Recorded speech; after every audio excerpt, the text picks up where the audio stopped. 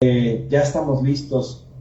Vamos a dar inicio a la reproducción de a la conferencia del día de hoy, en donde vamos a ver con ustedes algunas enfermedades del tejido conectivo.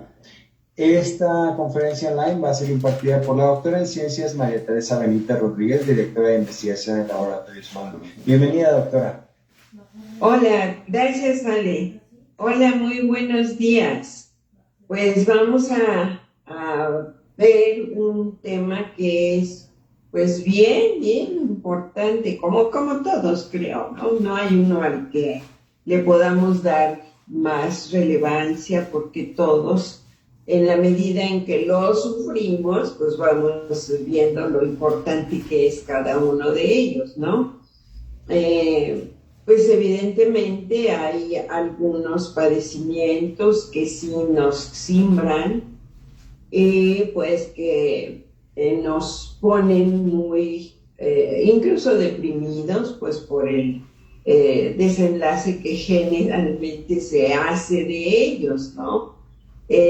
Como hemos comentado, esas palabras que marcan de que es un padecimiento crónico, degenerativo, progresivo y mortal, y la palabra cáncer que también inmediatamente se relaciona con un desenlace negativo, pues para nuestras expectativas, ¿verdad? Pero pues que no necesariamente es así, ya hemos enfatizado mucho que hay muchísimas propuestas ahora a las que se puede recurrir para recuperar la salud, pero también hemos enfatizado pues prácticamente cada una de las sesiones en que manejando las emociones pues podemos tener una salud integral que nos mantenga en muy buenas condiciones, en contacto con el medio ambiente y pues con nuestros seres queridos más próximos y bien inmersos y adaptados a la sociedad en la que pues nos estamos desenvolviendo.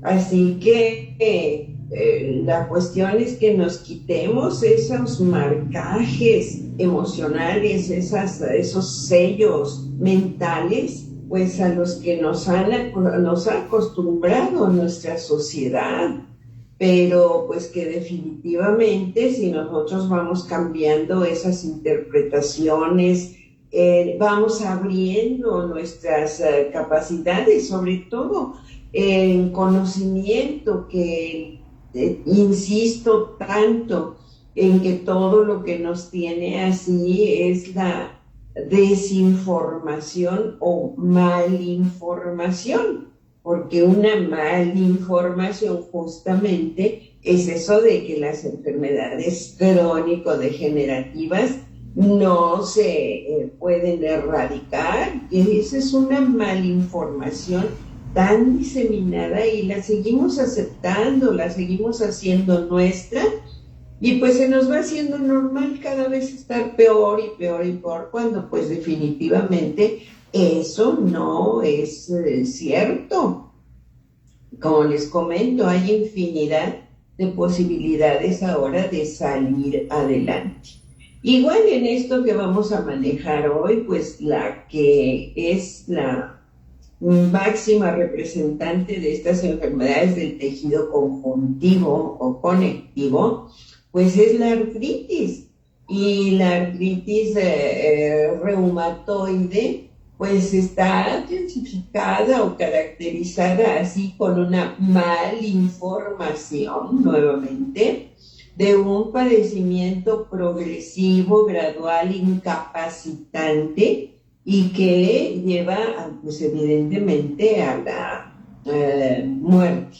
Pero pues tampoco eso es cierto, ya hemos demostrado en muchísimos casos cómo se sale adelante de ese padecimiento.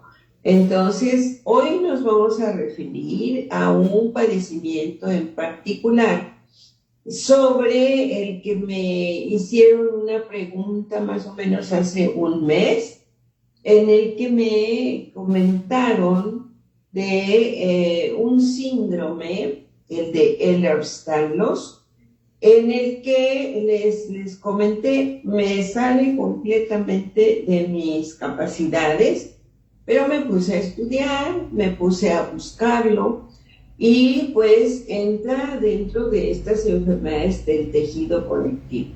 Entran también dentro de las conocidas como enfermedades raras, pero pues ahorita que ya lo vayamos desglosando, vamos a ver que en realidad pues no es tan rara.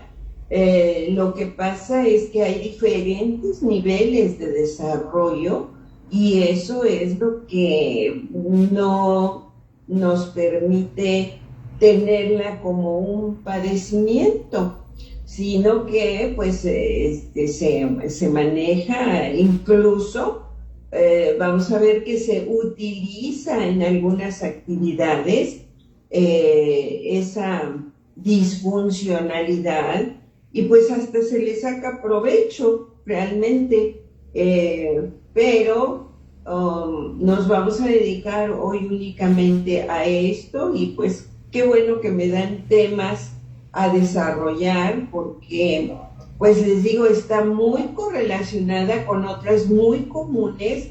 A la artritis reumatoide le vamos a dedicar la siguiente sesión de manera específica, que ya lo hemos hecho, pero también lo hemos juntado con el lupus, que también es otro de los padecimientos. Aquí lo tenemos muy específico. También son los dos puntales de las enfermedades del tejido conectivo más ampliamente conocidas. Pero pues vean qué cantidad, y estas son las más representativas. Hay muchísimas más que se catalogan justo como enfermedades raras y pues realmente el efecto que produce unas disfuncionalidades genéticas, ahí nuevamente vamos a encontrarnos con que cómo vas a componer una cuestión genética.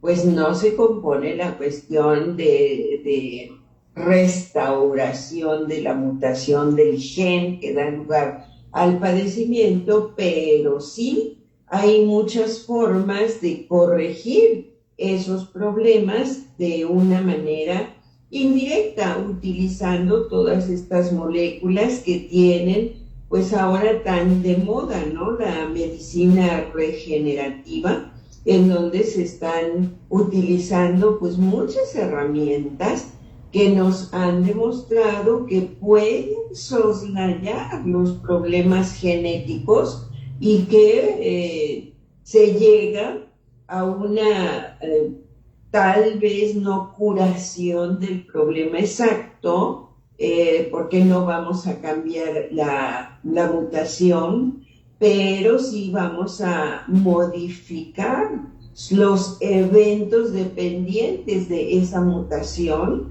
y eventualmente se van a corregir los problemas que son manifestaciones de la enfermedad misma.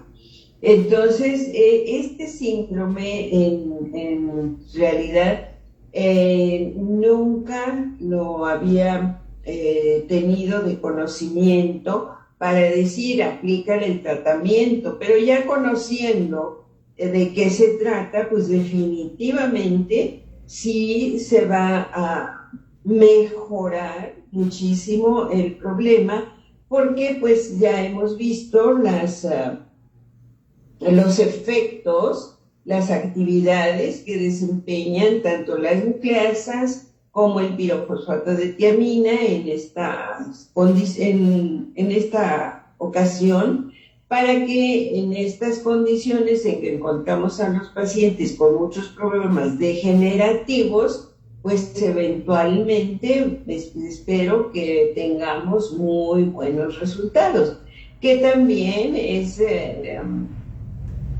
aplicable a todos estos padecimientos que estamos viendo, y como todo va, como siempre, a cuestiones metabólicas, aquí vamos a hablar específicamente del metabolismo de la colágena, de los diferentes tipos de colágena que hay, pues lo hemos hablado en términos de medicina regenerativa, ¿no? Por eso es que nos invitan mucho a congresos de estética y medicina regenerativa, porque vamos de adentro hacia afuera en cuestión del metabolismo, corrigiendo producción de todos los elementos de la matriz extracelular, que es a donde vamos, y que justamente al corregir todos esos problemas, pues evidentemente muchos de los procesos afectados se ven mejorados e incluso superados. Así que todos estos aspectos están interconectados, son comunes en muchos de los problemas que se manifiestan, y pues nuestro tratamiento universal, por eso es que llamamos así terapia universal, porque va a favorecer procesos metabólicos en donde prácticamente todos los padecimientos están dirigidos. Ahí es donde parte todo, y pues si le damos al punto de inicio, pues evidentemente vamos a tener efectos benéficos. Ahorita que veamos exactamente en qué consiste este síndrome, pero lo vamos a aplicar a todos estos. El síndrome de Marfan es muy similar al síndrome de Ehlers,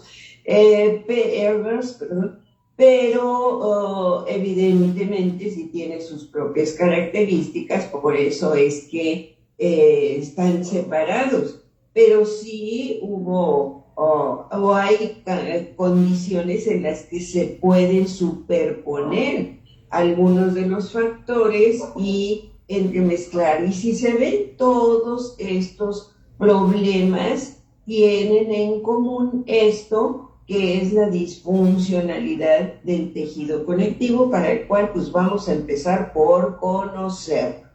Sí, esta diapositiva nos maneja un concepto bien importante que dice que el tejido conjuntivo consta de células y una matriz extracelular. Ahí está puesto todo el énfasis, porque justamente todos estos padecimientos que señalamos en la diapositiva anterior tienen el problema en la matriz extracelular, que es una entidad anatomo-histológica, fisiológica, bioquímica, molecular, que pocas veces especificamos. Pero pues hoy sí nos vamos a meter en conocerla un poquito más a fondo, porque siempre la tocamos, pero de una manera así como no queriendo la cosa, ¿no? Pero ya viendo su estructura, pues vamos a entender por qué muchos padecimientos están ubicados en la disfuncionalidad de esa estructura. Ahí ahora en particular, pues vamos a hablar de la colágena, pero como también vamos a ver, en algunos artículos se manejan otros aspectos, no nada más de los diferentes tipos de colágena, que pues ahora se sabe que hay más de 20 tipos de colágena. Claro, pasando por toda la escala filogenética, ¿no? Pero en el humano tenemos muy diferentes tipos de una misma molécula proteica que tiene características que comparten y que por eso se incluyen dentro de la clasificación de una proteína tipo colágena, pero son varios subtipos. Entonces aquí estamos viendo pues la clasificación del tejido conjuntivo. Sí, pero en primer lugar es la clasificación que en el tejido embrionario, pues evidentemente tiene características que van a modificarse, a reestructurarse una vez que se da el nacimiento. Y pues ahí se da mucho énfasis en las células mesenquimales, que son las generadoras de todos los diferentes tipos de células, y el cordón umbilical, de donde pues actualmente se obtienen esas células madre que posteriormente pues ya se pueden replicar en el laboratorio. Pero la fuente original, pues en el mejor de los casos es de la placenta y del cordón umbilical, pero en el peor de los casos, tristemente, también ya lo hemos comentado, que pues se utilizan todos los productos de los abortos, que son numerosísimos. Y pues gracias a nuestra legislación, pues esto se da en todos, muchísimos lugares, en forma, digamos, aceptada, legislativamente hablando, o clandestinamente en los lugares en donde todavía las leyes no llegan a establecerse en ese sentido. El punto es que hay numerosísimos abortos día a día, y de ahí pues se obtienen los productos que de los cuales pues para mí sí representa una situación de incomodidad, de inconformidad en términos de ética.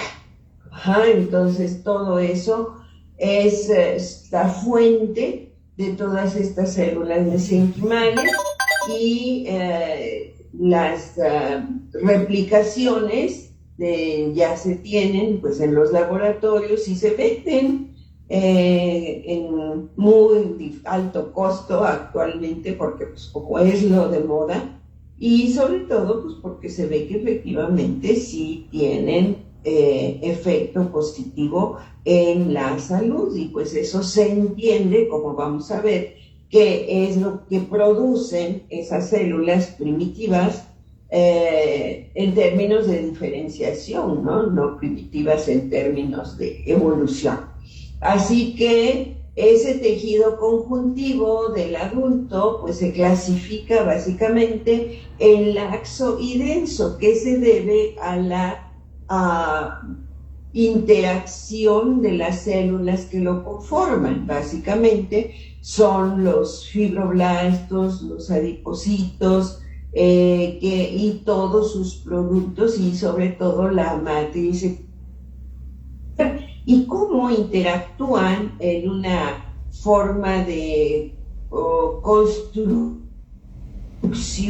que al mismo tiempo otorga resistencia para la estructuración de los tejidos y los órganos, y apuntalados todas estas células por la matriz extracelular, que estas mismas células liberan al exterior para formar un andamiaje que da sustento y que impide la migración celular. Tienen que darse factores muy específicos para que se dé el desplazamiento, la migración celular en células que lo requieren hacer, como son las células del sistema inmune, y como ocurre ya anormalmente durante la metástasis. Entonces son factores de la cubierta celular, del glicocálix, de la parte externa de la membrana de todas las células, lo que les otorga esa capacidad en base a su relación que mantienen con la matriz extracelular. O sea, es una entidad muy bien definida la matriz extracelular, no nada más es ahí algo que tienen que sortear las células, sino que forma una materia bastante compleja para justamente pues podernos tener en la posición erecta, ¿sí? Porque ¿qué sería de nosotros sin este tejido conectivo de las articulaciones y de todos los tendones, aponeurosis, que son las que determinan que podamos mantener esta posición erecta? Bien, bueno, pues entonces aquí tenemos la existencia, aquí nos dicen en los epitelios externos, cavidades internas, pero no nos hagamos bolas. El tejido conjuntivo es universal, está en todos nuestros tejidos, en todos nuestros órganos, porque en todos lados hay fibroblastos y evidentemente sus productos. En todos los compartimentos hay células adiposas y sus productos, y así sucesivamente. Entonces, en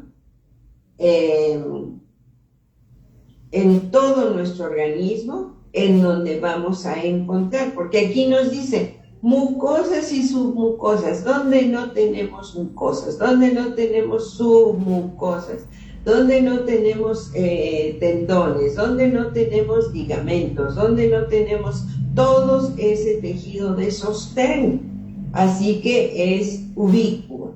Y pues ya un tejido conjuntivo especializado, pues lo clasificamos o encontramos este material en lo que es el tejido cartilaginoso, el óseo, el adiposo, el sanguíneo, que aquí nos lo ponen como independiente, que es el tejido hematopoyético, que sería el precursor y que está en el interior de los huesos de la médula ósea. En el riñón también tenemos hematopoiesis, en fin, ahí es donde tenemos a los precursores de lo que forma el tejido sanguíneo, que es el circulante propiamente dicho, junto con el tejido linfático, que pues bien sabemos que tienen una disposición independiente, corren paralelos, pero tienen tanto composición como funciones específicas cada uno de ellos. Así que pues el tejido conectivo o conjuntivo se encuentra en cada uno de nuestros compartimentos. Y ya analizando las células que lo constituyen, pues en donde no encontramos fibroblastos, en donde no encontramos adipocitos, en donde no encontramos precursores de las articulaciones, que son los osteoblastos, los condroblastos y todas las células hematopoyéticas, ¿sí? Entonces, todo proviene de las células mesenquimáticas indiferenciadas, y por eso es que pues las terapias actuales que manejan justamente las células mesenquimáticas como regeneradoras tisulares, pues es porque ya se les entendió su función normal, que es migrar a los compartimentos donde hubo una lesión, donde hay una degeneración, y sustituir a esas células anormales, patológicas, lesionadas, infectadas, etc. Y en todos nuestros compartimentos tenemos células mesenquimáticas, pero esas células mesenquimáticas tienen que recibir mensajes. Si no fueran controladas, tendríamos procesos tumorales mucho más frecuentes de lo que ya hay. Pero las células mesenquimáticas están como procélulas o células primitivas que están en todos los tejidos. En el sistema nervioso central hemos hablado de los neuroblastos. En los músculos hemos hablado de los pericitos. En el corazón hemos hablado también de los pericitos, son células encimales que están ahí aguardando ser activadas a través de estímulos específicos, mensajeros químicos, a través de los cuales, producidos por los mismos tejidos en donde se encuentran, no estoy hablando de mensajeros químicos externos, sino que son mecanismos de autorregulación en el que si hay alguna lesión o alguna isquemia, se liberan los factores, por ejemplo, el factor inducible por la hipoxia 1-alfa, que echa a andar mecanismos de reparación, pero así como están ellos, está la endotelina 1, endotelina 2, factores de crecimiento epitelial, hormonas, todos ellos, y las interleucinas, citocinas, monocinas, todo lo del sistema inmunológico, que tienen que confluir para que la célula saque su propia resultante y entonces se active para llevar a cabo las funciones que se le está enviando a través de estos mensajeros. Si es la replicación, si es la migración, en fin, todo ello que va a llevar a la regeneración de los tejidos. Y pues lo hemos visto en casos tan claros post-infarto cerebral, post-infarto cardíaco, en el que pues antes la persona quedaba con lesión y pues ya no había forma de recuperar la integridad, pero actualmente pues ya se ha comprobado N veces que estos deterioros que antes eran permanentes, ahora son pasajeros, son temporales, y mientras se le dan las condiciones de restablecer todo lo lesionado.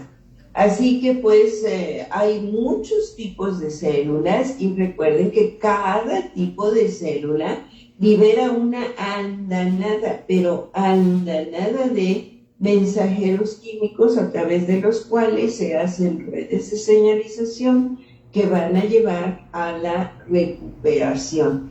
Hemos visto, por ejemplo, en el eosinófilo, cuántas moléculas recibe, cuántos tipos de receptores tiene para recibir tantos tipos de mensajeros. Y en respuesta a cada uno de esos estímulos, qué cantidad también de moléculas libera para recuperar todos los procesos y regresar a la homeostasis.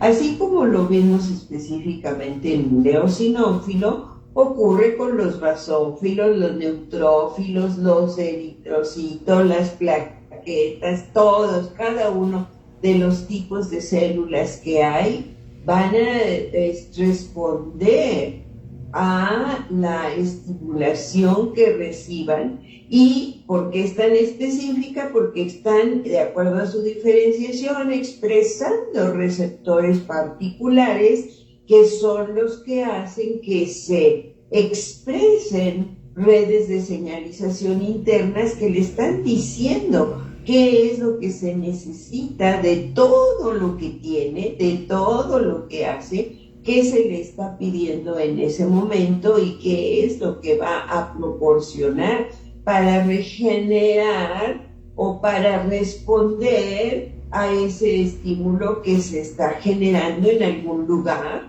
y que se necesita de su aportación. Así es como trabaja el conjunto, el unísono, al unísono, nuestro organismo para recuperar todas las situaciones homeostásicas y no mantenernos en alostasis. Por eso es que siempre hablamos de los mecanismos de autorregulación, sean inmunológicos, sean neurológicos, sean renales, de lo que sea, todo está coordinado a través de estos mecanismos y cada célula sabe exactamente lo que tiene que hacer en función de los estímulos que le han conferido y en base a lo que se necesita. Entonces, fíjense, todo proviene de las células precursoras que son las mesenquimales y pues que ya sabemos que están en todos los tejidos, así que nada más hay que darle las condiciones para que se mantengan activas y no se mantengan ahí frenadas, sino que ahí están, hay que utilizarlas, dándole las condiciones pues nutritivas, de estilo de vida en general, que es de lo que ya hemos enfatizado muchísimo, que nuestro organismo está equipado de todo, pero si nosotros le quitamos todas esas opciones de responder, porque pues lo estamos forzando, lo estamos obligando a hacer cosas con los que no va la evolución, pues eventualmente va a tronar y eventualmente se va a degenerar. Así que tenemos muchos tipos de tejidos y en todos vamos a encontrar el tejido conectivo. Y aquí en estas imágenes histológicas vistas a microscopía fotónica a muy bajos aumentos, pues se ven los diferentes acúmulos celulares, los vasos sanguíneos y entreverados en todos ellos está el tejido conectivo. Y en la medida en que esté más o menos desarrollado, pues eventualmente vamos a tener más o menos representación, como sería en los tendones, en los ligamentos, pues ahí tenemos básicamente el tejido conectivo ampliamente desarrollado, pero en todos los tejidos, en todos los órganos, vamos a encontrar, así tomemos una muestra de una micra cuadrada del tejido que ustedes quieran, vamos a encontrar pues vasos sanguíneos, vamos a encontrar células del sistema inmunológico, vamos a encontrar a los fibroblastos, vamos a encontrar a los adipocitos y todo lo que constituye a la matriz extracelular, que son estas fibras que ya aquí nos las empiezan a marcar en esta, ya nos vamos alineando para entender lo que es la matriz extracelular, que es donde están ubicados todos estos padecimientos que veíamos en la primera diapositiva, y que es lo que se conoce como la sustancia intercelular amorfa. O sea, no tiene una organización que nosotros todavía no se la encontramos, pero definitivamente cuando se llegue a técnicas todavía más finas, vamos a encontrar que sí tienen una organización bastante bien definida, pero pues por las técnicas que tenemos ahora, que todo tenemos que deshidratar, que todo tenemos que cortar, que todo tenemos que romper, seguimos diciendo que es una sustancia amorfa, pero no, definitivamente, si no, pues alguien tendría una articulación de más, articulaciones de menos, la articulación, ahora sí, como dice el dicho, ¿no? Que va poco estoy con las rodillas para atrás, pues así estaríamos si realmente sería cierto eso de que la sustancia intercelular es amorfa, o sea que no tiene una forma porque no tiene una organización. Por supuesto que sí, pero con nuestra metodología actual todavía no se la encontramos, pero van a ver que sí, no la tenemos a nuestro alcance, pero de que está ahí, júrenlo que así es, ¿eh? Bueno, pues aquí ya nos manejan las fibras de colágena, que son las más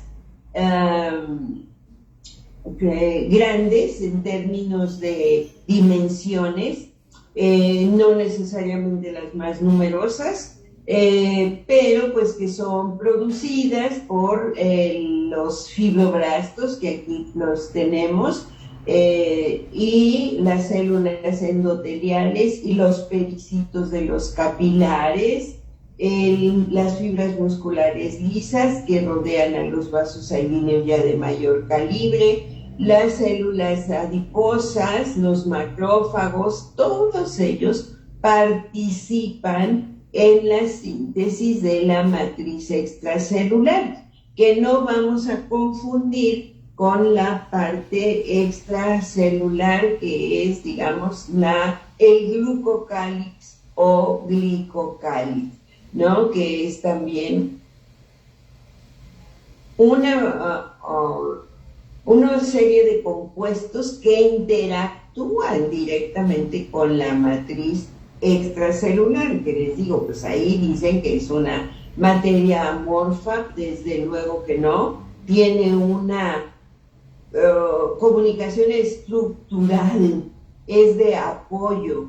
Hemos manejado muchas veces, aquí tenemos un fragmentito de una membrana plasmática, su citoplasma, y que pues la bicapa de fosfolípidos, lo azulitos son los elementos fosfatados directamente, propiamente, que dan la característica de polaridad para establecer el contacto con el agua que está en el exterior y el agua que está en el citoplasma, y que queda escondidos todos los ácidos grasos, que son el elemento apolar de la membrana. Y tenemos a las proteínas transmembranales, de las cuales hemos hablado en muchas ocasiones, y que son las integrinas, y que conectan en el interior con el citoesqueleto para darle la forma a la célula, y con el exterior con las proteínas de la matriz extracelular, que es lo que fija a la célula para construir el tejido. O sea, realmente cuando les digo que se aíslan las células de los tejidos, los tenemos que someter a enzimas al efecto de hialuronidasas, peptidasas, aminasas, para que nos destruyan todo este material y se pueda quedar la célula solita. Así que todo eso habla de la gran fortaleza que tienen estos enlaces para mantener a un tejido como tal. Y si no, díganme si no hay con estos boxeadores y con los deportes de altísimo rendimiento, en los que se requiere una fortaleza de los tejidos, porque pues imagínense ustedes nada más recibir esos golpazos y luego pues las caídas, los golpes en el agua a tal altura, cuando los clavados de 10 metros, en fin, todo eso pues nos da esa resistencia en los tejidos. Y pues por ejemplo los más demostrativos son tanto en los boxeadores como los del fútbol americano, ¿no? La gran cantidad de lesiones que llegan a tener y que pues luego se manifiestan a largo plazo, porque pues imagínense esas sacudidas que se les dan a estos pobres tejidos, que de por sí sí tienen mucha resistencia, pero también de por sí tienen un límite, tienen una labilidad, y pues ir contra todo eso, pues por la verdad, por el ego, ¿no? De quién es el mejor y el más alto, el más fuerte, el más veloz, ¿no? Que son ¿cómo se dice? El lema de los Juegos Olímpicos, y pues el ego personal y el ego nacional, y cuál es el país con más campeones, sí, pero bueno, son formas de interpretar a cuánto no podemos poner de retos para mantener la integridad celular, ¿no? Todo eso es parte de lo mismo al espacio extracelular, o sea, son producto de las mismas células. Y sus funciones son modificar la morfología y las funciones de la célula. Tiene mucho que ver durante la división celular, por ejemplo. Regular la supervivencia celular, influir en su desarrollo, regular la migración, dirigir su actividad mitótica, su asociación o relación entre ellas. Y pues está formada por lo que se conoce como la sustancia fundamental, que es un material gelatinoso amorfo, o sea, todo esto está embebido en macromoléculas que dan esa naturaleza gelatinosa a todo el conjunto, pero son proteínas, son lípidos, son carbohidratos simples, carbohidratos complejos que generan aminoácidos eventualmente, los glicosaminoglicanos, o sea, mucho material, los electrolitos, por supuesto, el agua como principio fundamental, y todo esto es lo que genera esa matriz gelatinosa, que es en lo que está embebida las fibras de proteína que en conjunto conforman a la matriz extracelular. Y estas estructuras son el colágeno, las fibras reticulares y elásticas. Aquí vamos a ver a la elastina, los diferentes tipos de colágeno, las lamininas, en fin, que son las que, aquí lo dice, les dan resistencia a la tracción y elasticidad. Y ahí es donde se encuentra el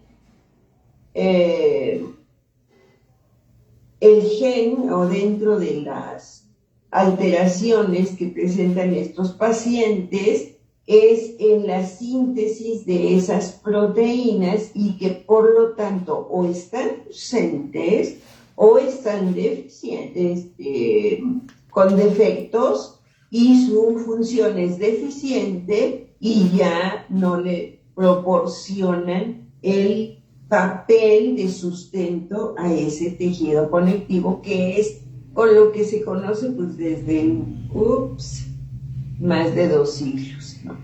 Bueno, aquí en este artículo bien recientito, fíjense ustedes, nos habla de la regulación de la matriz extracelular en enfermedad, en la fisiología cerebral y en enfermedades cerebrales, porque pues todo se lo atribuimos siempre a las neuronas, a la glía, pero pues aquí ya nos están diciendo que todo puede provenir desde el exterior, que de hecho pues cuando se habla siempre de Alzheimer, se habla de la famosa proteína beta amiloide, que pues está en el exterior.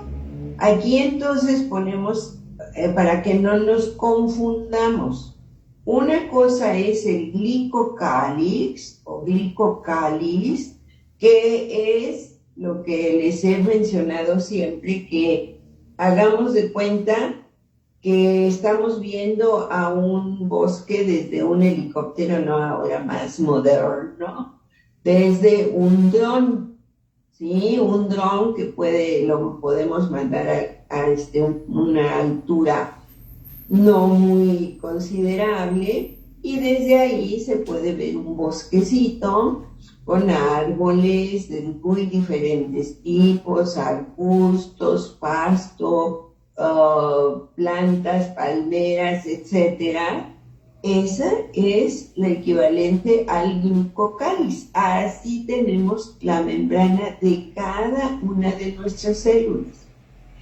Y esas estructuras sirven como receptores de hormonas, neurotransmisores, mensajeros químicos, nutrientes, etc. Y sirven también para establecer contacto con la matriz extracelular. Entonces, una cosa es el glicocáliz, que sí pueden conectar algunas de sus moléculas con la matriz extracelular, y otra cosa es la matriz extracelular. Aquí entonces tenemos los receptores para los diferentes ligandos, que pueden ser virus, anticuerpos, lectinas. ¿Se acuerdan que hablábamos justamente de las lectinas como estimulantes de la inflamación en el que producen cuando hablábamos de los granos, los frijoles, las lentejas, etcétera? Aquí están las lectinas, como activan a nuestras células para que se reproduzcan moléculas proinflamatorias. Hormonas, enzimas, bacterias, en fin. O establecer contacto con células vecinas. En este caso, puede ser un linfocito que pues lo anda revisando a ver cómo estás bien, o ya estás viejita, o ya estás infectada, en fin, todo eso es lo que hace el glicocáliz. Pero aquí lo tenemos, la membrana con sus componentes que dan hacia el espacio extracelular, en donde se encuentra la matriz extracelular. Y hemos hablado mucho también de las integrinas, que son proteínas que atraviesan la membrana de lado a lado, y en la parte interna conectan, están ancladas al citoesqueleto, y en el exterior con las proteínas de la matriz extracelular. Aquí está representado con la laminina, y eso es lo que ancla a las células con el tejido, ¿sí? Para formar toda una entidad, y por el interior para dar la forma a la célula, y pues evidentemente muchos procesos de señalización. Entonces vean que independiente eso es la matriz extracelular del glucocáliz o glucocáliz. En la matriz extracelular pues encontramos a la fibronectina, a la colágena, que tiene muchos subtipos, a los proteoglicanos, que son el agrecan. Ahorita vamos a ver los dermatan. Van a haber muchos tipos de proteínas que son las encargadas de mantener esa integridad tisular, ¿sí? Y pues ahí mezclados están muchos mensajeros químicos, muchos mensajeros que van a determinar la funcionalidad celular. Pero básicamente aquí tenemos ácido hialurónico, que son de los que participan en dar la estabilidad tisular, ¿sí? Ya. Esto evidentemente en las células migratorias, todas las células del tejido hematopoyético, que son circulantes, pues esto apenas lo del glucocáliz es lo que aplica, pero tienen que migrar por todos estos espacios e ir reconociendo que sí o que no está bien, de lo propio y lo no propio, para echar a andar sus mecanismos inmunológicos, que son los que van a reconocer que sí y que no de cada zona, o que si las células ya están viejas, o que si las células están infectadas, en fin.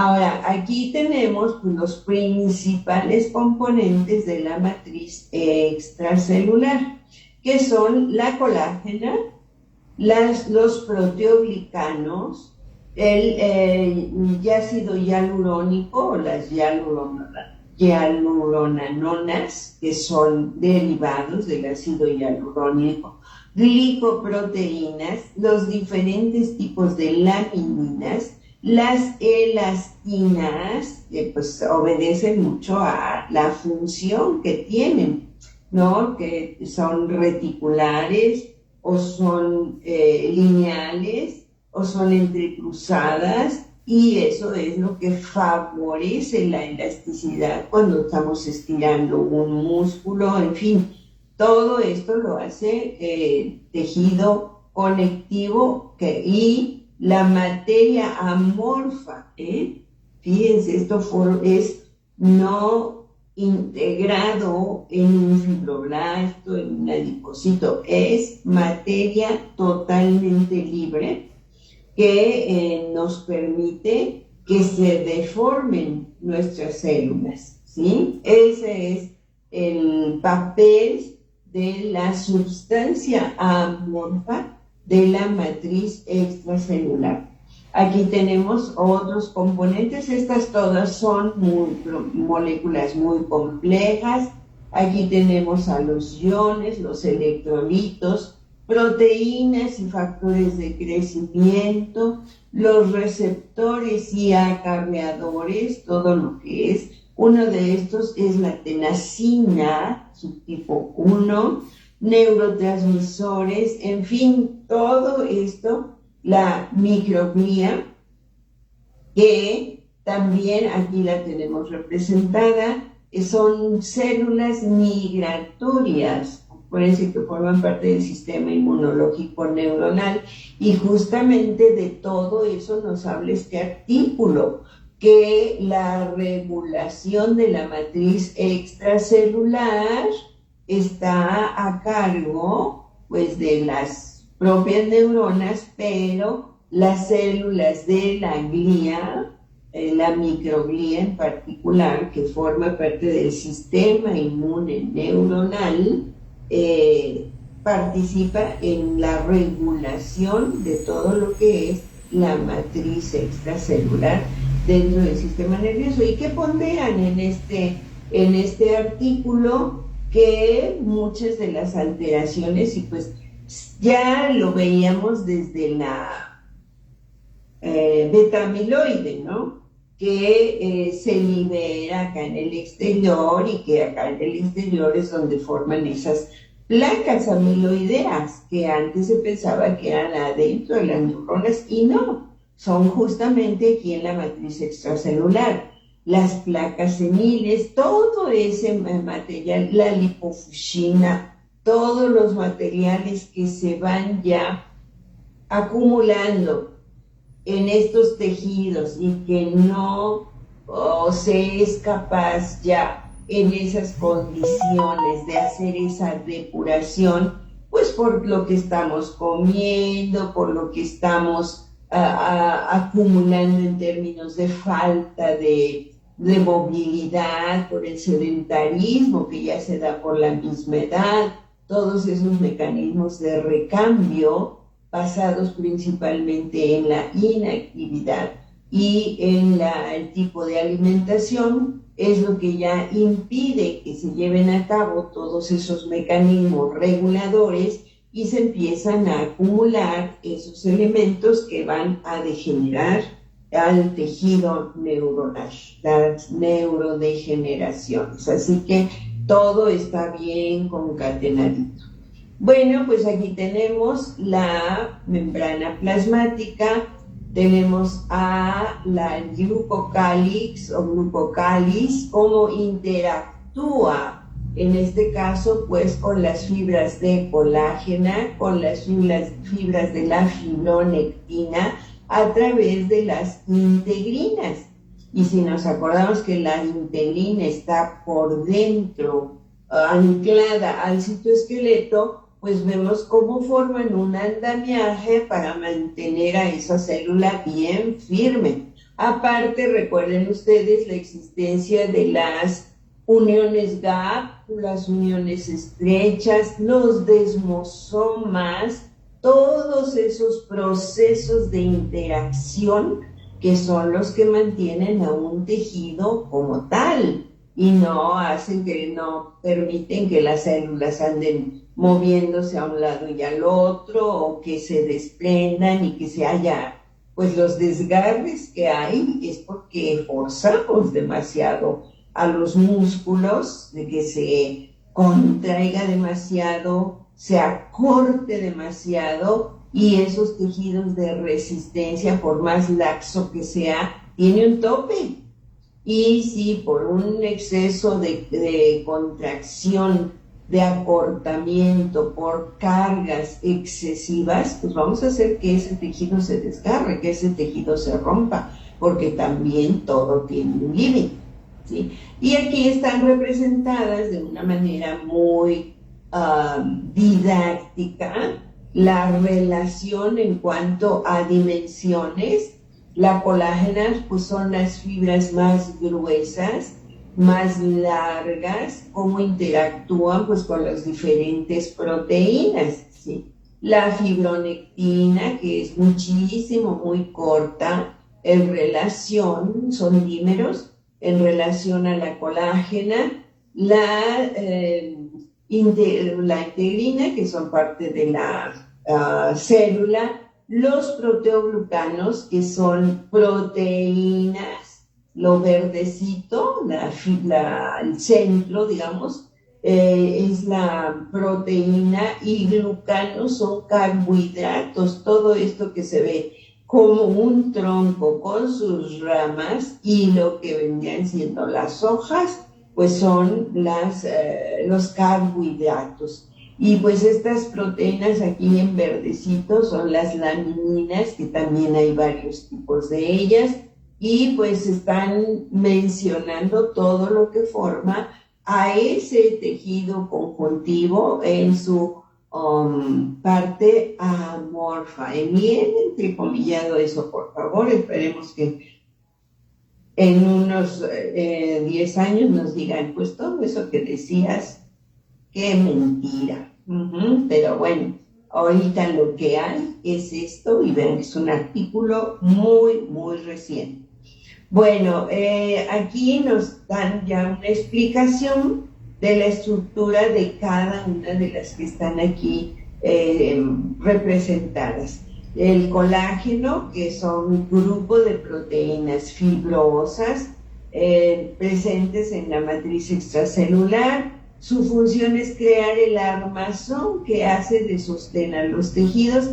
Es la proteína más abundante en el cuerpo, si lo estamos diciendo, que eso está en todos nuestros espacios intercelulares de todos los tejidos, pues es muy lógico que sean las proteínas más abundantes extracelulares.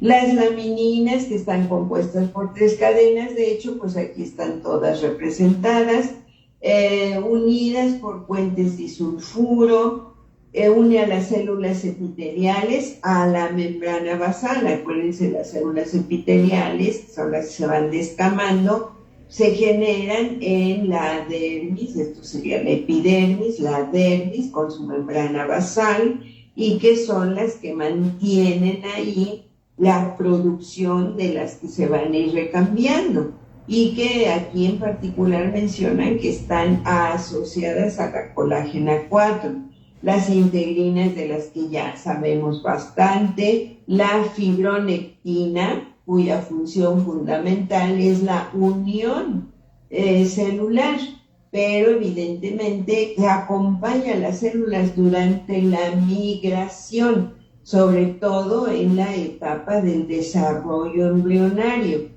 que es lo que hace que cada célula vaya a ocupar el lugar que le corresponde. O sea, tienen interacción estas proteínas, estas moléculas, con todo el entorno. Les he ejemplificado en el caso de la formación de la capa de la corteza cerebral que está formada por 6 subcapas. Y como sabes, la neurona se me quedó en la capa de células ganglionares, de células bipolares, de células moleculares, la capa molecular externa, la capa, en fin, todo eso es lo que va reconociendo la célula. Y pues aquí nos está diciendo que son justamente estas proteínas extracelulares las que nos ayudan en esa migración y eventualmente junto con los receptores la estabilidad, o sea, en dónde me debo de quedar. Y los proteoglucanos, que son proteínas unidas a carbohidratos, son moléculas que se unen entre sí formando cadenas de glucosaminoglicanos. Su función es retener el agua y dar la resistencia a la tensión y a la compresión. Así que cuando nos demos un machucón ya entendemos que le estamos haciendo a la matriz extracelular. Y estas son imágenes pues de donde se sacan los esquemas. Aquí tenemos los diferentes tipos de organización. Bueno, se supone que así es como se encuentran las fibras. Aquí, por ejemplo, nos están manejando en particular a la de corina, que es una que no veíamos previamente. Y cómo está organizada en una célula libre, en una célula de un tejido, y en pacientes, que de lo que ya vamos a hablar, de los pacientes que tienen el síndrome de Ehlers-Danlos. Y pues eventualmente creemos que en una alta proporción se parecen, pero como ya les he comentado, esto es microscopía electrónica. Y pues para ver todo eso se necesita deshidratar completamente el tejido. Y pues evidentemente eso vamos a hacer que cambie muchísimo la organización molecular. Pero sí hay diferencia de, digamos, grosor y de separación. Aquí los vemos conglomerados a esas proteínas estructurales en las personas que tienen estos padecimientos en el tejido conectivo y en particular en el líquido, en la matriz extracelular, la matriz extracelular. Vean cómo está organizados en los pacientes, en las personas normales, y ya cómo se acumulan y cómo se relacionan con otros compuestos, atraen, atrapan, interactúan en función de las patologías. Entonces ahora ya vamos a ver al síndrome de Ehlers-Danlos, que pues me dio mucha información, me dio la idea de presentar incluso pues este trabajo, porque es poco conocido. Bueno, al menos para mí, pues sí fue de las preguntas que me dicen: opa, te falta estudiar, ponte a estudiar. Y entonces este síndrome fue descrito en 1901 por este investigador sueco, danés, dice, de Dinamarca. Y en 1901 publicó con todo detalle el caso de uno de sus pacientes. Pero hasta otro investigador, Danlos, un francés, él tipificó más detenidamente lo que Ehlers había descrito. Y por eso pues se le conoce con este nombre. pero no es un síndrome específico con esas características, sino que ahora ya se han agregado muchísimos otros aspectos en la medida en que se hacen estudios de pacientes y correlacionan con similitud y le agregan o le quitan alteraciones. Porque pues aquí nos describieron lo que es anatómicamente un exceso de elasticidad en la piel por falta de todos esos mecanismos de sujeción de los tejidos. Y las articulaciones son extremadamente flexibles. Y pues también nos mencionan que en diferentes grados del síndrome se puede generar tal elasticidad que da lugar a que se aprovechen esos factores que se podrían decir son anomalías, pero dan lugar a que se puedan llevar a cabo pues, estos movimientos. En el caso de todos estos personajes, sobre todo en el entrenamiento que tienen desde muy pequeñitos los chinos, sí es una cuestión de entrenamiento. Y sobre todo, pues porque ya en determinada edad, por mucho entrenamiento que tengan, ya no se puede llevar a cabo. Entonces sí hay que distinguir, pero hay personas que utilizan estas capacidades, sobre todo cuando no tienen asociado aspectos anatómicos, como es la protrusión de los ojos, deformaciones faciales, que es una característica también.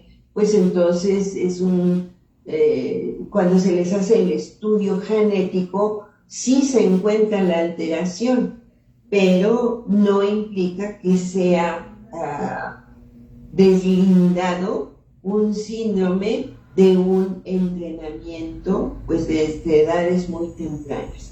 Y así como se ve la elasticidad en la piel y en las articulaciones, pues esa misma deficiencia en la regulación de los tejidos es general.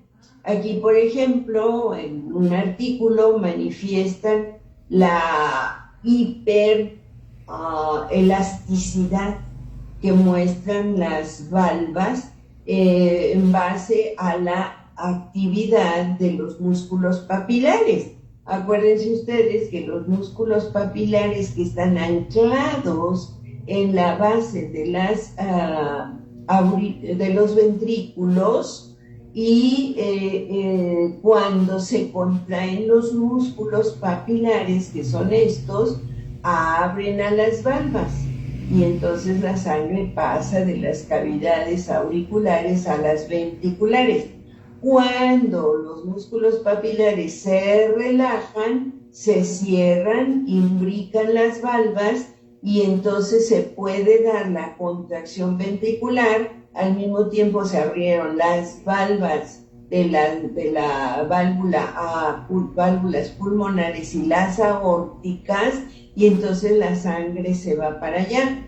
Pero en ese sobreesfuerzo que se hace en la contracción de los ventrículos para que se dé el gasto cardíaco, ahí es la debilidad de las válvulas, genera que cierta cantidad de sangre regurgite hacia las aurículas, y es lo que se conoce como el soplo, el ruido que se oye al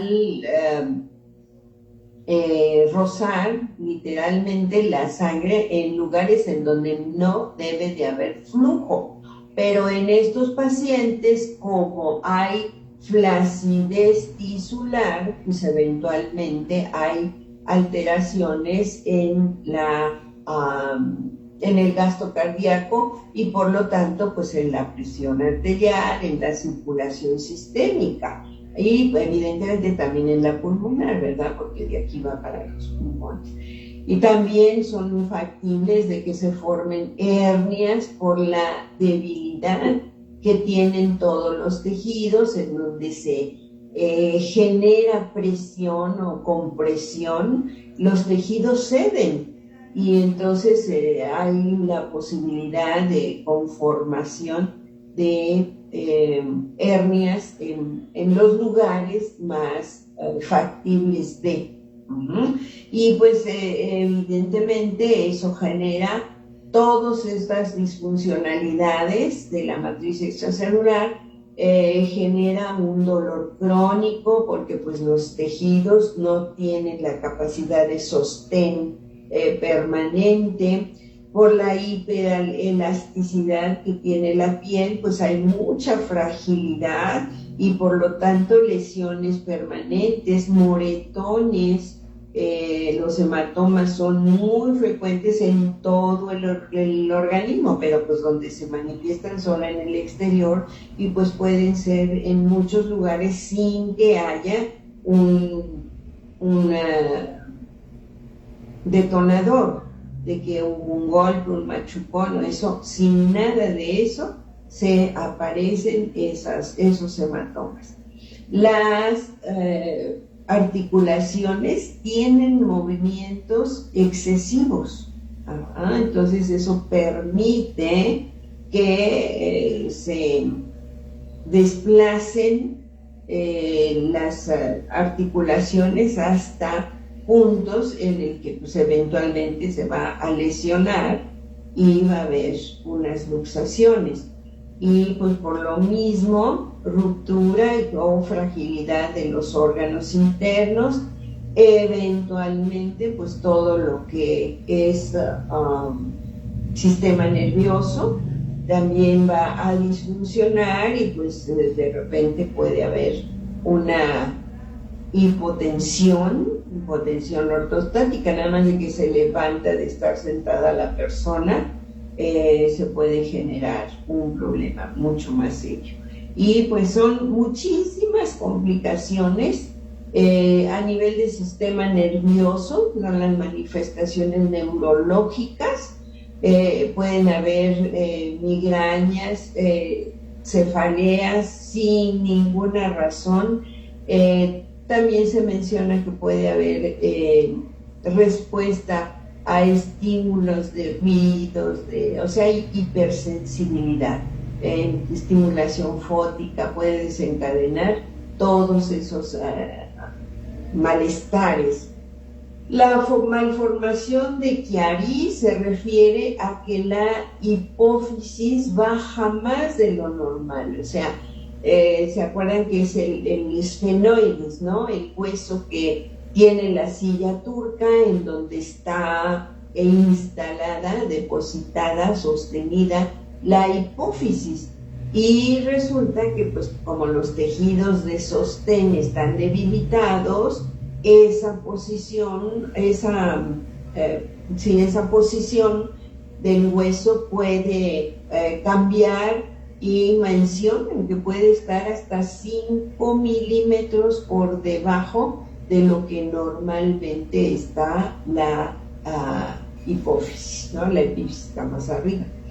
Luego se detecta todo esto a nivel de la posición de los huesos, ¿no? Que son la correlación de epífisis con de un hueso específico, como en el atlas, con los músculos de los huesos del cráneo, y esta que es la línea de Chamberlain, la línea de McGregor y la línea de McBride, que nos dan la posición de los huesos en relación a la normalidad, que debe de mantener una línea de tantos grados muy específica para que se determine la normalidad. Bueno, pues en estos pacientes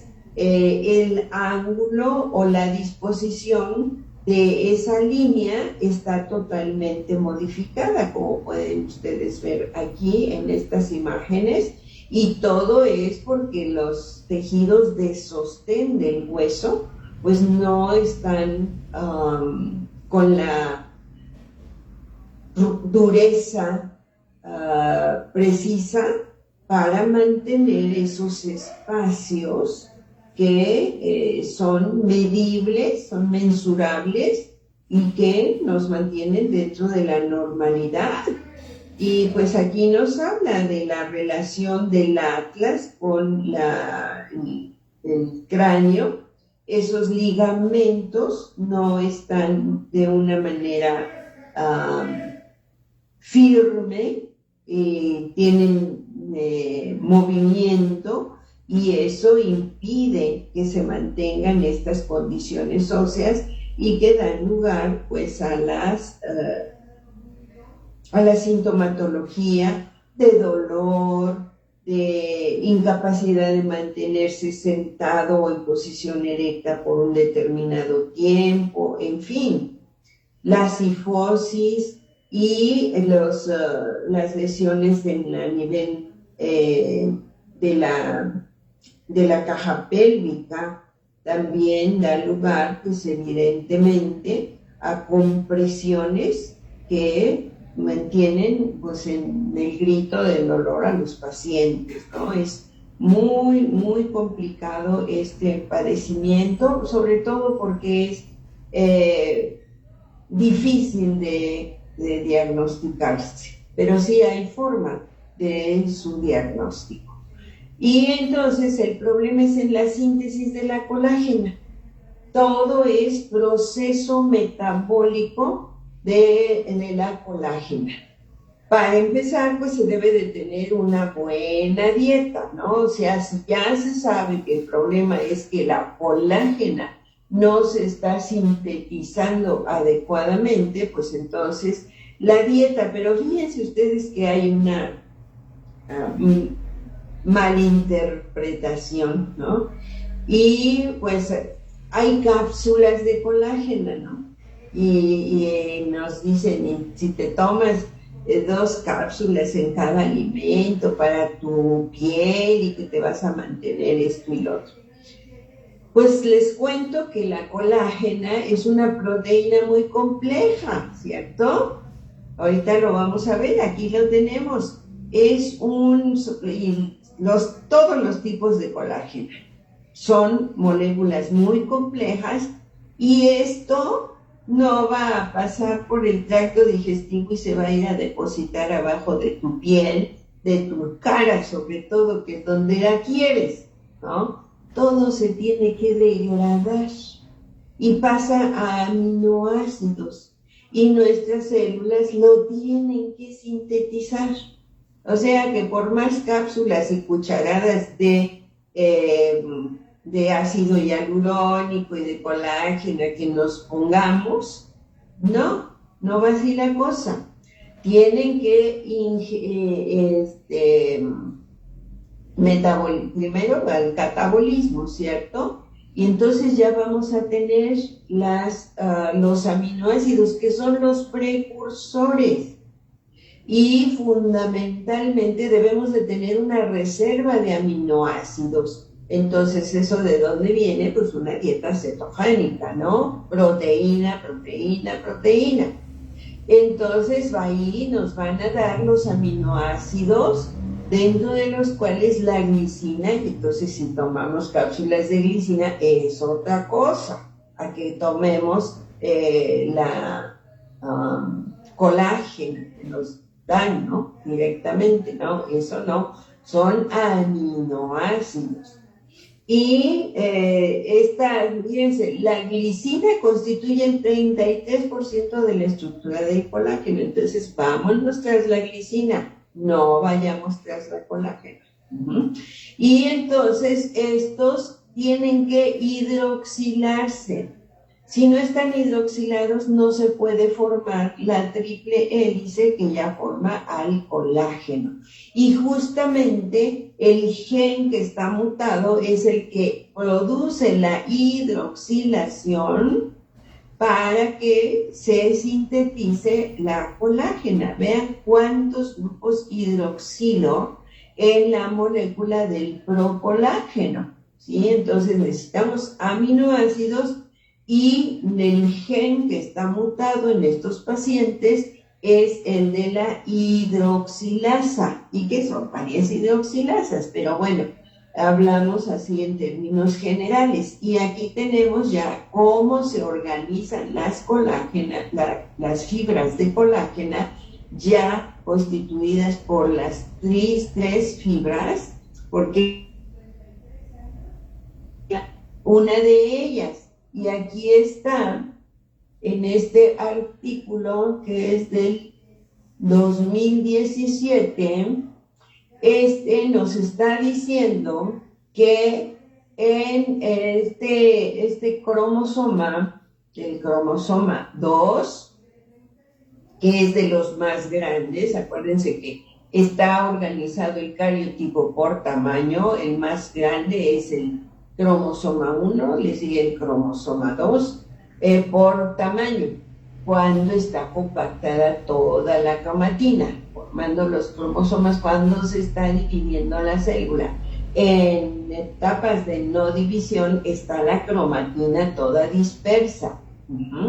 Y entonces se han mapeado, y aquí este artículo del 2017 nos dice que hay una nueva mutación que se encontró, porque antes se manejaba solamente la mutación de la síntesis de la colágena, pero aquí ya vamos a encontrar de otros componentes de la matriz extracelular, que no es nada más la colágena.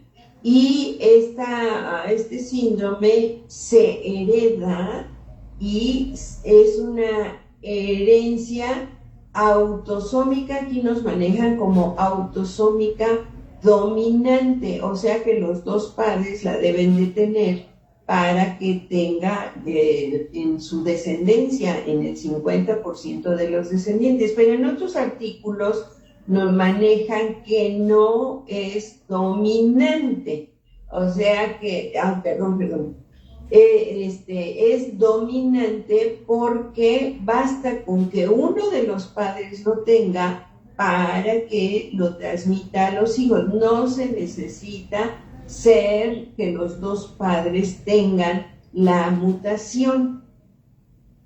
Entonces, por eso se dice que es dominante. Si fuera recesiva, entonces sí se necesitaría que los dos padres lo transmitieran para que solamente el 25% lo heredara. Pero aquí, como es dominante, basta con que uno de los padres lo tenga, y fíjense, el 50% de los hijos lo va a tener.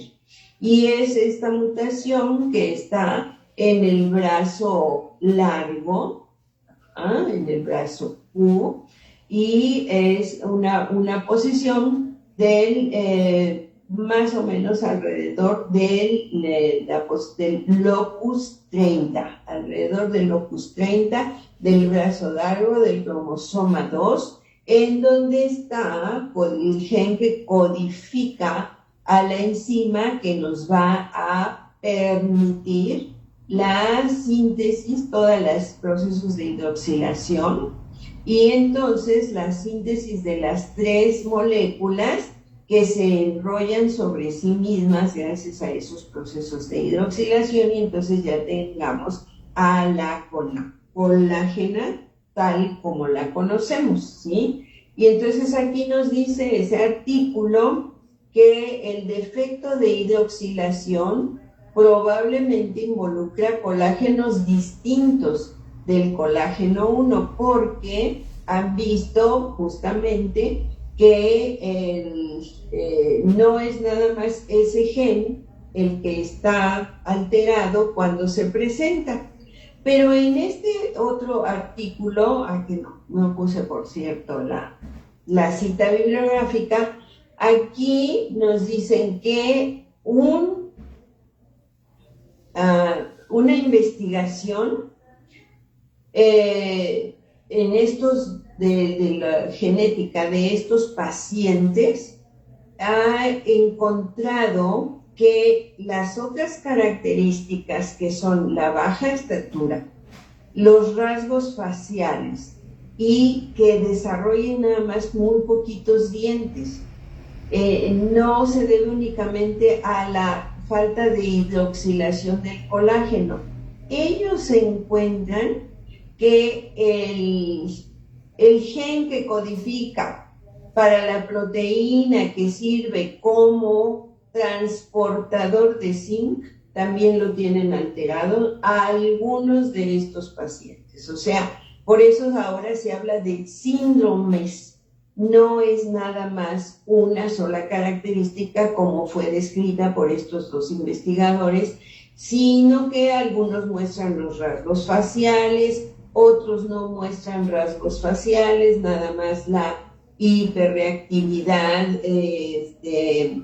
cutánea y de las articulaciones, todos esos factores que pueden hacer que una persona pues pase dentro de lo normal, pero hay otros que tienen agregados rasgos faciales muy específicos y que ahora ya se han asociado con otras alteraciones, no nada más con la falta de la enzima de la hidroxilación, sino que hay alteraciones en la conductancia del zinc. Fíjense qué importante, ¿no?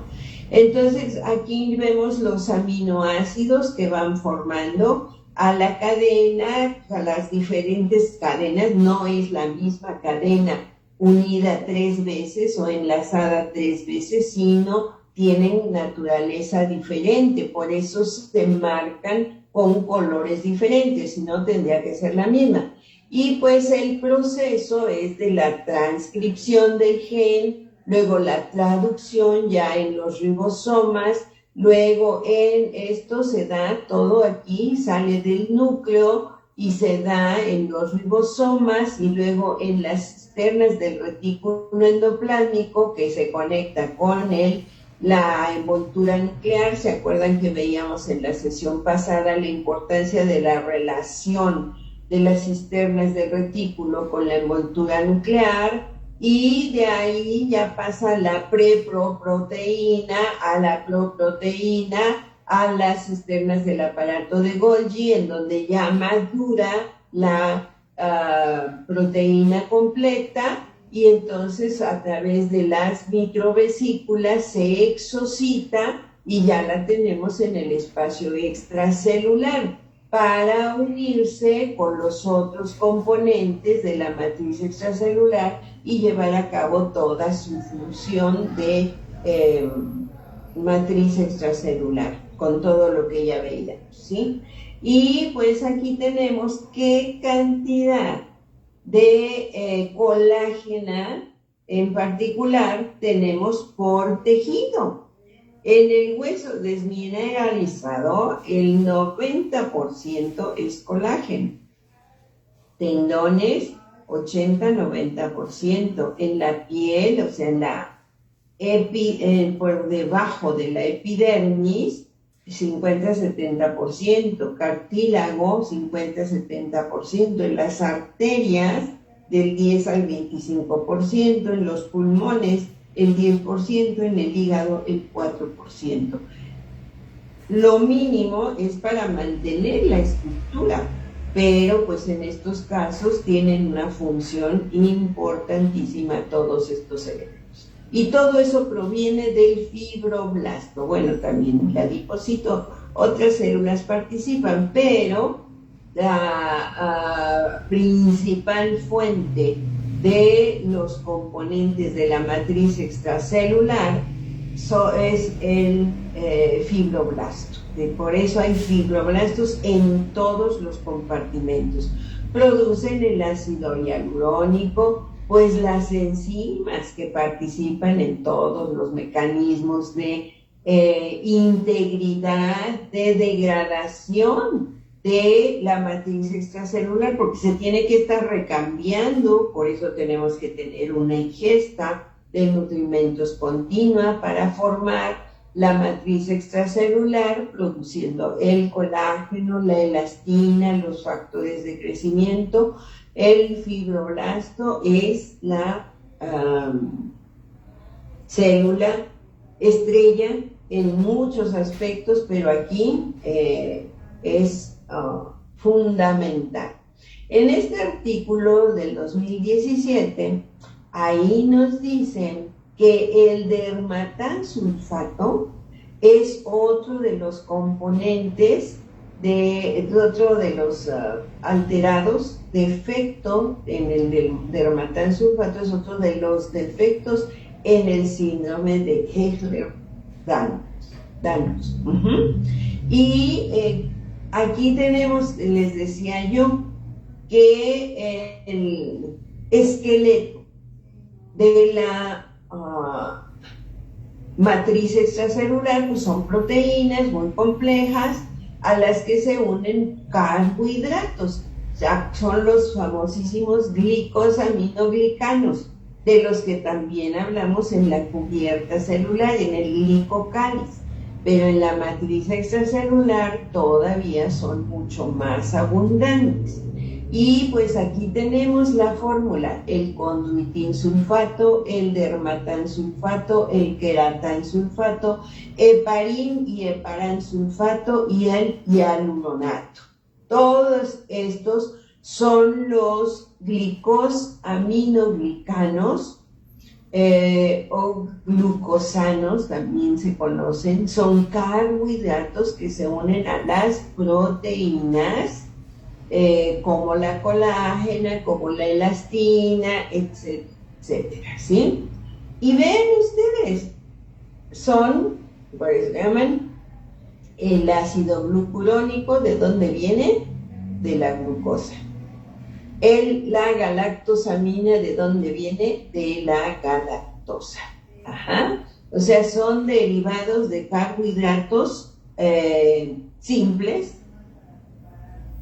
Y pues todo esto proviene también del metabolismo. O sea, la glucosa no toda se va a degradar a ATP, ¿no? Mucho de esto va a formar compuestos que, fíjense ustedes, la única diferencia puede ser el tipo de enlace. Fíjense, el tipo de enlace y las hidroxilaciones que tiene, ¿sí? Si ustedes ven, la estructura es muy similar, y la única diferencia puede ser aquí el grupo carboxilo con respecto al grupo hidrógeno, es la posición con respecto al dermatansulfato. Es la única diferencia. Y pues eso hace, esto es un isómero. Si fuera con la posición igual, pero vista hacia la izquierda o a la derecha, ¿sí? Que también eso hace que tengan reacciones diferentes. Así que vean ustedes, aquí tenemos un grupo alcohólico en lugar del grupo carboxilo, ¿sí? Y así sucesivamente. O sea, para nosotros, ahí es lo mismo, ¿no? Pues no, para la célula no. Y esto es, incluso hemos hablado de la N-acetilglucosamina y del ácido glucurónico en la ruta de las glucosaminas, una de las rutas nefastas, pero la necesitamos para formar nuestra matriz extracelular. Así que todo proviene de allí.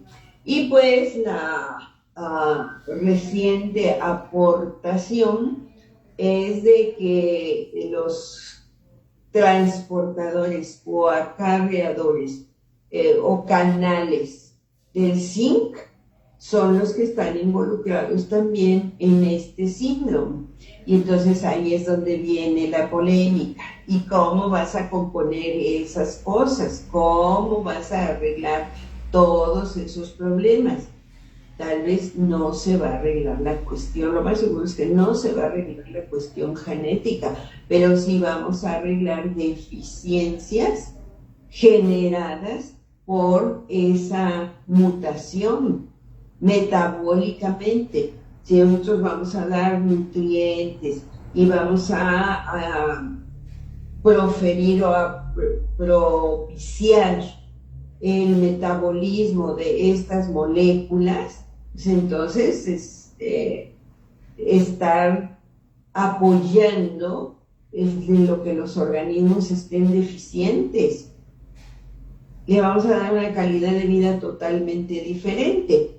Vean en este caso que es del 2014. Aquí el síndrome, fíjense cómo le ponen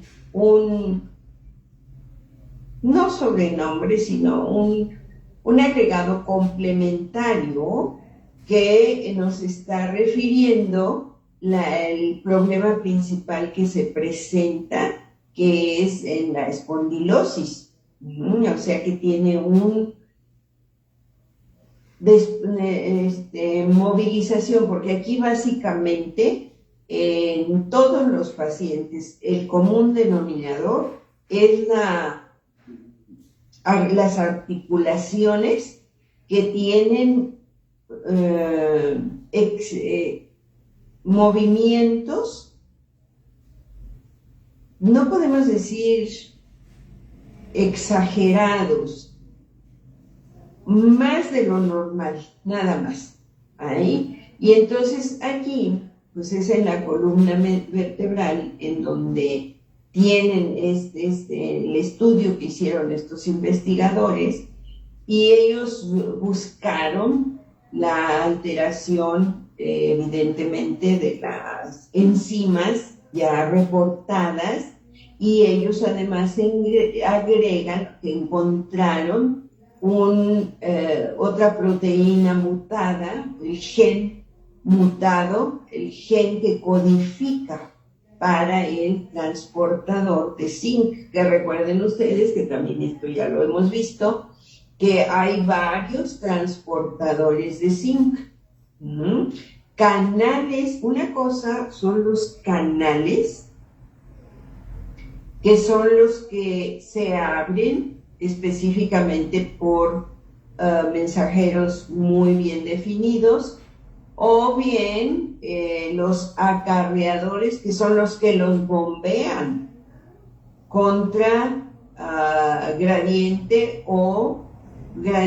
químico o gradiente eléctrico o gradiente electroquímico, cuando se oponen los dos simultáneamente.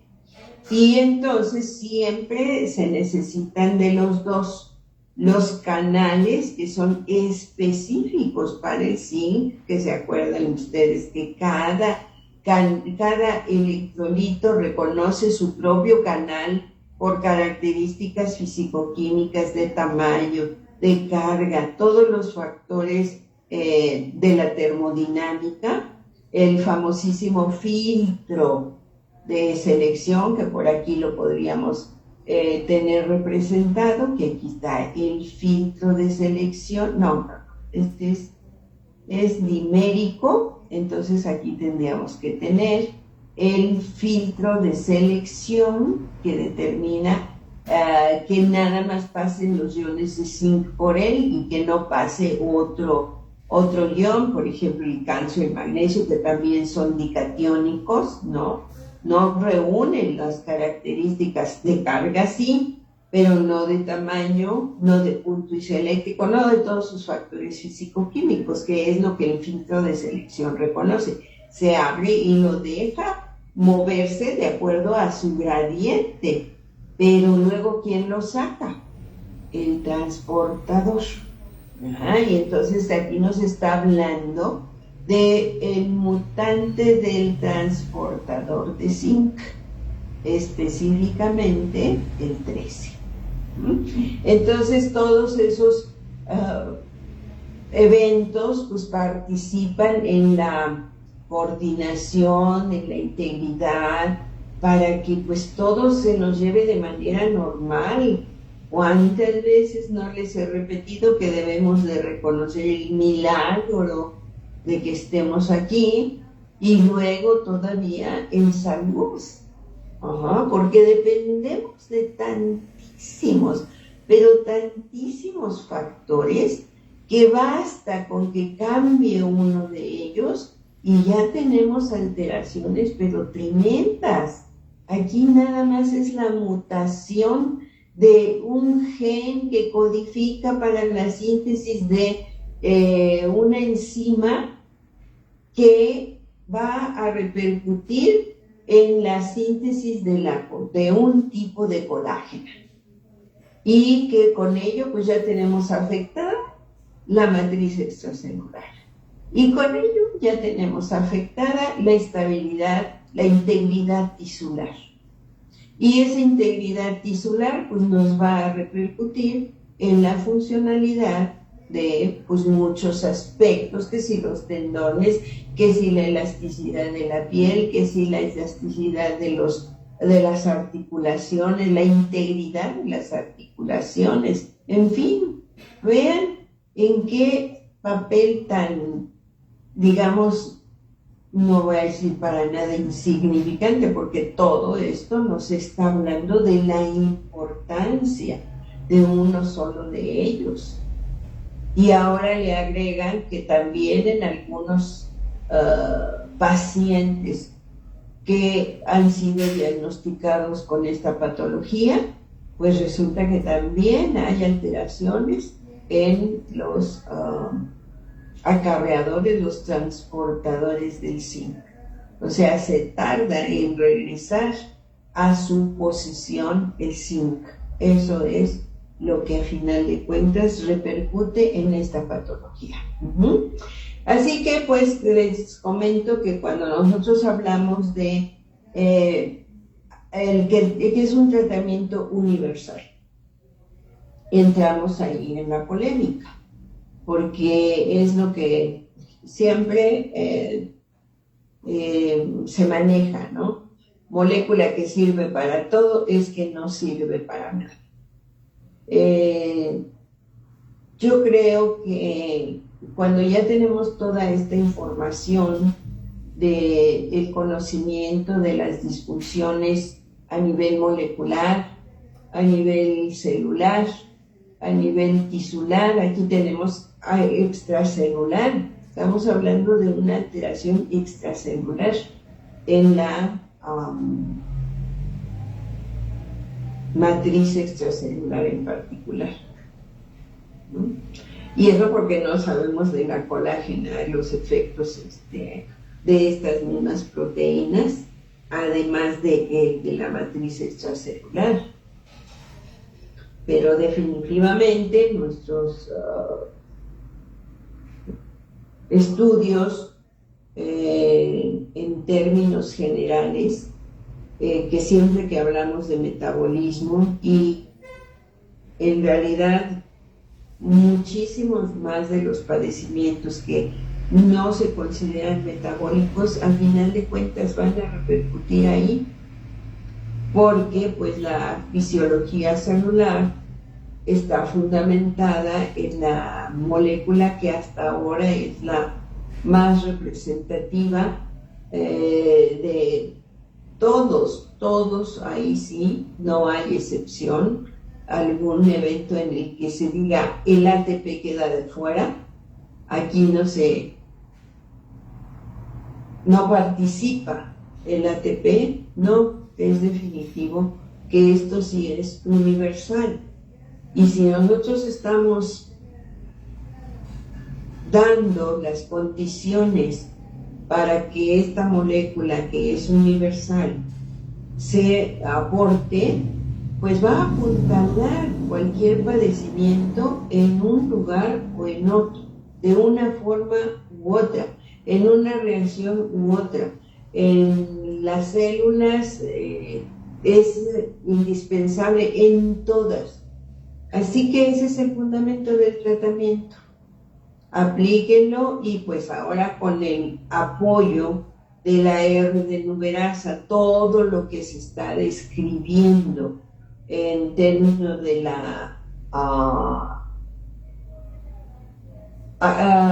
función de los efectos que tienen las nucleasas en la regulación del sistema inmunológico, en la eliminación de los inductores de muchas patologías que son los ácidos nucleicos libres, en la reestructuración anatomoestructural, o sea, como regeneradores celulares, tanto la R-denuberasa como la carcilasa, pues yo creo que cualquier padecimiento debe de ser tratado con estas moléculas y pues ver que la respuesta, aunque sea mínima, siempre va a haber algo. Hay pacientes que lo van a levantar, pero en un altísimo porcentaje, pero en todos va a haber efectos positivos. Pues muchísimas gracias y pues espero haber respondido a la pregunta que me hicieron respecto a este síndrome y del cual yo no tenía conocimiento. Había tenido la imagen de estos casos, pero en mi vida me imaginé dónde estaba todo originándose. Y pues por lo tanto, creo que en esa vez cuando me hicieron la pregunta le dije, seguro le va a hacer bien, pero no porque le va a hacer bien. Ahora sí, ya lo sabemos.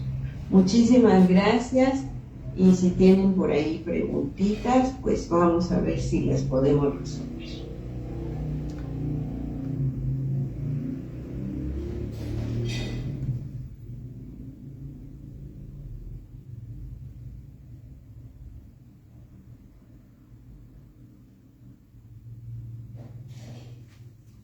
A ver, Laura acá.